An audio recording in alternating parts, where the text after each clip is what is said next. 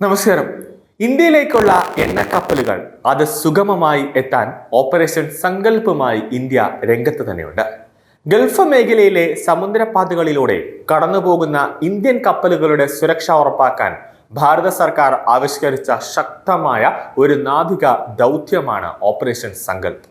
യുദ്ധം പുകയുന്ന കടലിലും നമ്മുടെ കപ്പലുകൾക്ക് കാവലായി ഇന്ത്യൻ നാവികസേനയുടെ കരുത്തുറ്റ യുദ്ധ കപ്പലുകൾ നിലയുറപ്പിച്ചിരിക്കുകയാണ്. ഏറ്റവും പുതിയ മിസൈൽ ഡിസ്ട്രോയറായ INS സൂറത്ത് ഉൾപ്പെടെയുള്ള കപ്പലുകൾ ബഹ്റൈൻ, ഒമാൻ തീരങ്ങളിൽ നിരീക്ഷണം ശക്തമാക്കിയിട്ടുണ്ട്. രാജ്യത്തിന്റെ ഊർജ്ജ സുരക്ഷയ്ക്ക് ഏതറ്റം വരെ പോകാനും ഇന്ത്യ തയ്യാറാണ്. വിലക്കുറവിൽ രാജ്യത്തെ ജനങ്ങൾക്ക് എണ്ണ ഉറപ്പാക്കുക എന്നതിന്റെ പ്രാധാന്യം വലുതാണ്. ലോകത്തിന്റെ ഏത് കോണിൽ യുദ്ധം നടന്നാലും ഭാരതത്തിലേക്കുള്ള ക്രൂഡ് ഓയിൽ ഇറക്കുമതി തടസ്സപ്പെടില്ല എന്ന് ഉറപ്പാക്കാൻ മോദി സർക്കാർ കർശനമായ നടപടികളാണ് സ്വീകരിക്കുന്നത്.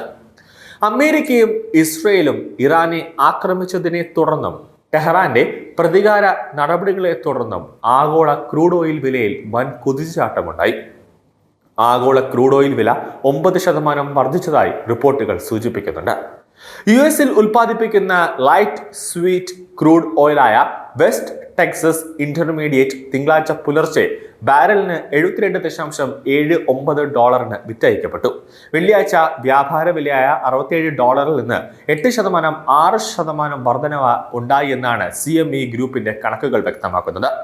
റിപ്പോർട്ടുകൾ പ്രകാരം ഇന്ത്യയിൽ പെട്രോളിന്റെയും ഡീസലിന്റെയും ചില്ലറ വിൽപ്പന അത് വിലയിൽ ഒരു സമീപഭാവങ്ങളിൽ വർദ്ധിക്കാൻ സാധ്യത ഇല്ല എന്നാണ് റിപ്പോർട്ട്. ഇന്ത്യക്ക് ആവശ്യമുള്ള അസംസ്കൃത എണ്ണയിൽ 88% ഇറക്കുമതി ചെയ്യുന്നുണ്ട്. ഇത് പെട്രോൾ, ഡീസൽ തുടങ്ങിയ ഇന്ധനങ്ങളാക്കി മാറ്റുകയും ചെയ്യുന്നു. സർക്കാരിന്റെ സന്തുലിത നയം കാരണം ചില്ലറ ഇന്ധന വിലയിൽ ഉടനടി വർധനവുണ്ടാകില്ല എന്നാണ് ദേശീയ മാധ്യമങ്ങൾ പറഞ്ഞത്. അന്താരാഷ്ട്ര വില കുറയുമ്പോൾ എണ്ണ വിപണി കമ്പനികൾക്ക് ലാഭം നേടാൻ അനുവാദമുണ്ട്.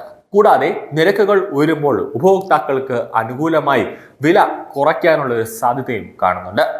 രാജ്യത്ത് അസംസ്കൃത എണ്ണയും പെട്രോൾ, ഡീസൽ, ATF എന്നിവ ഉൾപ്പെടെയുള്ള പ്രധാന പെട്രോളിയം ഉൽപ്പന്നങ്ങൾ സംഭരിച്ചിട്ടുണ്ട് എന്നാണ് മന്ത്രി ഹർദീപ് സിംഗ് പുരി പറയുന്നത്.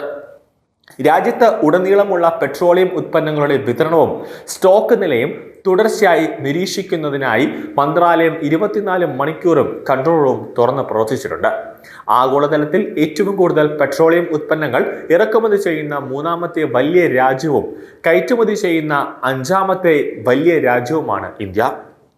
ഹോർമുസ് കടലിടുക്ക് വഴിയുള്ള ഇറക്കുമതി പ്രതിദിനം ശരാശരി 2.5 ദശലക്ഷം ബാരലാണ്.